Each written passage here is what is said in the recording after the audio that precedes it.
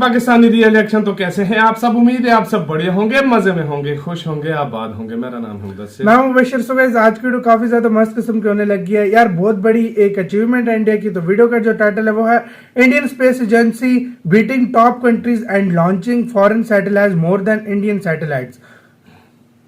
हाँ, मतलब इंडिया की जो स्पेस एजेंसी है, मैंने कहा ये मोर देन इंडियन सैटेलाइट। मैंने गौर से मैंने पढ़ा, मतलब फॉरेन सैटेलाइट्स को काफी ज्यादा इंडियन मतलब आपको पता है कौन लॉन्च करती है? इसरो वो लॉन्च कर रही है फॉरेन की ज्यादा सैटेलाइट्स को। देखते हैं क्या सीन है। और आजकल पूरी दुनिया से इंडिया को ऑर्डर्स मिल रहे हैं सैटेलाइट लॉन्च करने के। वो कब से कर भी रही है इंडिया, पहले भी कर रही थी लेकिन अभी और ज्यादा हो रहे हैं ना भाई। तो बिना किसी देरी के देखते हैं। ओरिजिनल वीडियो का लिंक मिल जाएगा आपको डिस्क्रिप्शन में। तो स्टार्ट।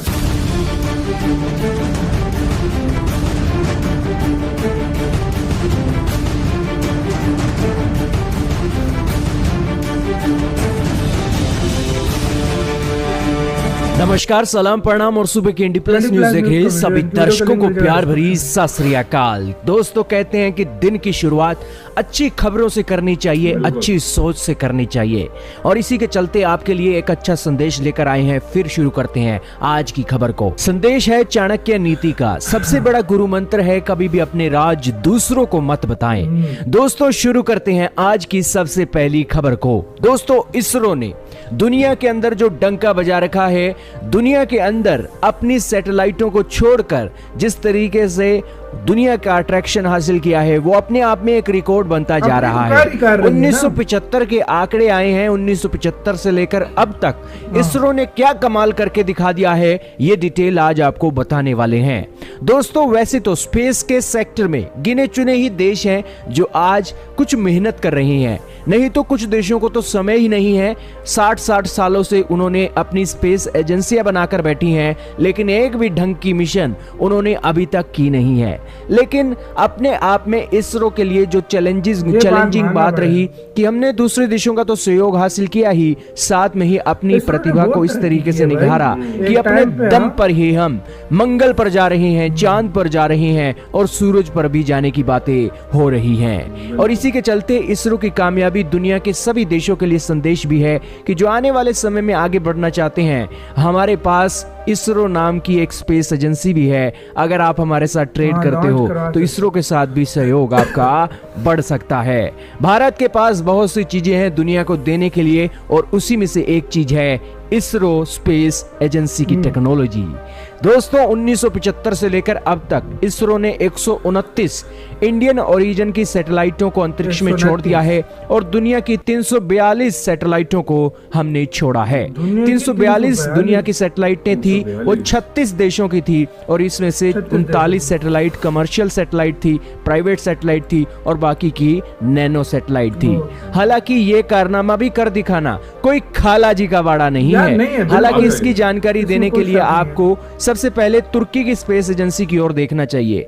तुर्की वाले बहुत उछलते हैं कि हम तो दुनिया की सबसे बड़ी तोप हैं, तो बेसिकली तोप कितनी बड़ी है इनकी स्पेस एजेंसी को देख लीजिए। ये स्पेस एजेंसी 13 दिसंबर 2018 को बनाई गई थी, और आज से 3 साल पहले इन्होंने अपनी स्पेस एजेंसी बनाई है। बेसिकली इनके जो मिशन है अभी कागजों के अंदर ही है, लेकिन आखिरकार तुर्की को, जो कि ओटोमन एम्पायर के खलीफा रह चुके हैं, उन्हें अपनी स्पेस एजेंसी में काम करने के लिए इतना समय कैसे लग गया? जरूर आगे उनके बड़े मिशन होंगे तो इसके ऊपर भी देखना होगा। दूसरी तरफ है हमारा हमसाया मुल्क पाकिस्तान। सुपारको का हेडक्वार्टर कराची के अंदर है, और इन्होंने 60 साल पहले अपनी जो स्पेस एजेंसी है बना रखी है, लेकिन अभी भी कोई ऐसा मिशन नहीं आया है इनके तरकश से कि दुनिया के अंदर सुपारको का नाम बन सके। खैर, पाकिस्तान के बारे में हम ज्यादा बात नहीं करना चाहते।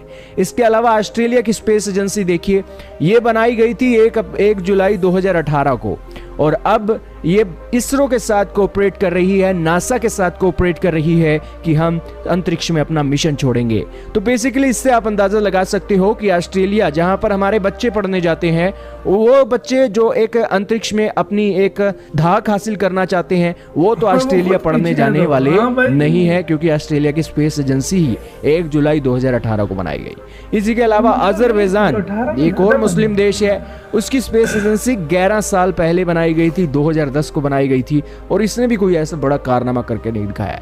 खैर ये छोटा सा देश है, ज्यादा कोई वो नहीं है।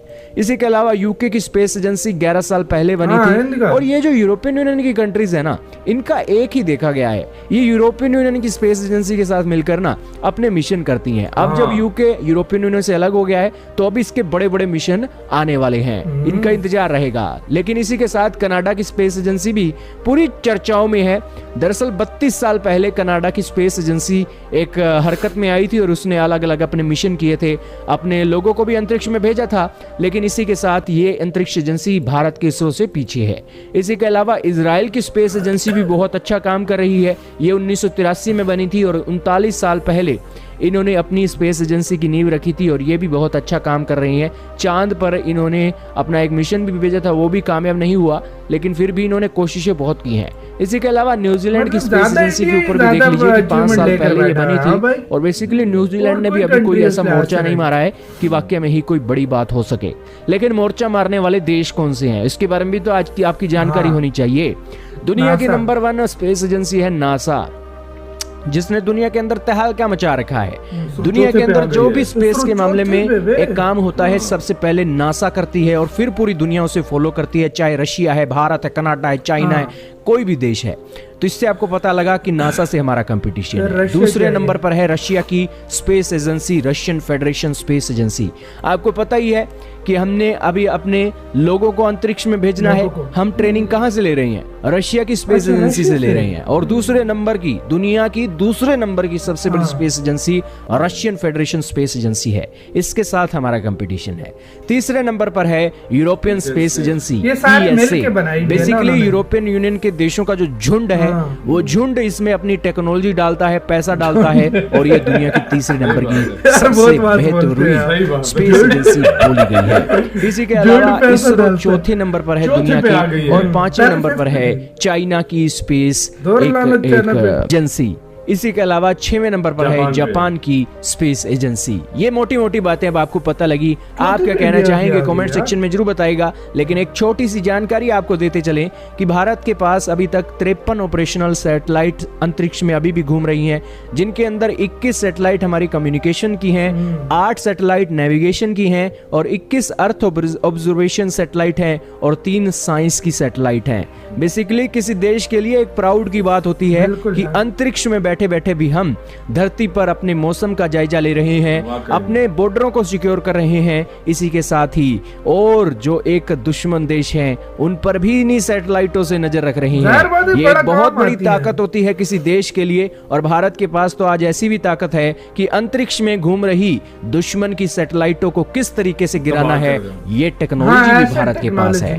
क्या कहना चाहेंगे? इसरो ने जो डंका बजा रखा है और भारतीयों का नाम रोशन कर रखा है, आपने देखा ही हाल दुनिया के देशों का क्या हाल है। भारत से तगड़े तगड़े देश हैं लेकिन फिर भी वो भारत से बहुत पीछे हैं। इसी के साथ हुई गाइस ये वीडियो खत्म। यार वाकई में ऑस्ट्रेलिया देख लो, कनाडा देख लो, यूरोपियन यूनियन देख लो, यहाँ की यूके को भी देख लो, और वो तो झुंड मिल के डालता तब वो इतना मैं यही बोलने लगा था। तीसरे नंबर पे वो नहीं तो अगर वो तीसरे नंबर पे इंडिया किया, यूरोपियन यूनियन अगर न डालो तो तीसरे पे मैं नहीं दूंगा भाई झुंड को। झुंड मिलके क्यों 18, 20, 25 कंट्रीज हैं वो मिलके कर रहे हैं, तो इसमें क्या फायदा भाई? मतलब इसमें तीसरी इंडिया की होनी चाहिए, चौथे पे उनको डालते, चौथे पे चाइना। वो भाई देखो अलग करे ना यूरोपियन यूनियन, देश थोड़ा चाइना बनता है, अब देश थोड़ा यूरोपियन यूनियन है एक, मतलब सारे देशों का नेटो का मुल्क है यूरोपियन यूनियन, सारे यूरोप की कंट्रीज है, लेकिन वो बहुत सारे देश है मिलकर कर रहे हैं ना सारा।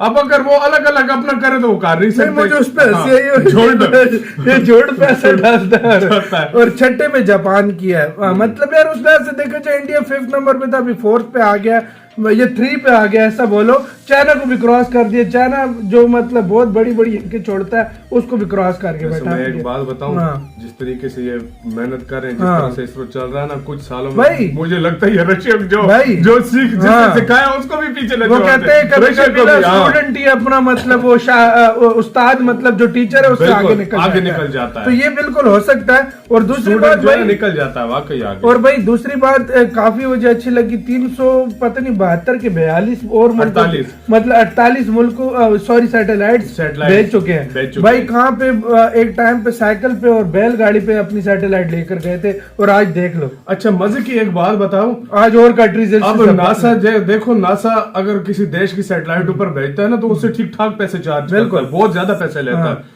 अब इंडिया जो सैटेलाइट भेजता है, एक तो मतलब 100% उसका रिजल्ट प्योर फिट आता है, सही मतलब जाती है। दूसरी बात ये कि उसके पैसे भी बहुत कम लेता है इंडिया हर चीज में पैसा कम लेता है और सस्ते में करता है, तो ज्यादा कंट्रीज इंडिया के पास। लेकिन यार बहुत बड़ी अचीवमेंट में से कोई भी शक नहीं। गाइस आप क्या कहते हैं अपनी राय में कमेंट सेक्शन में दें। इधर वीडियो खत्म करते हैं, अपना बहुत ज्यादा ख्याल रखना। तो यार बाय।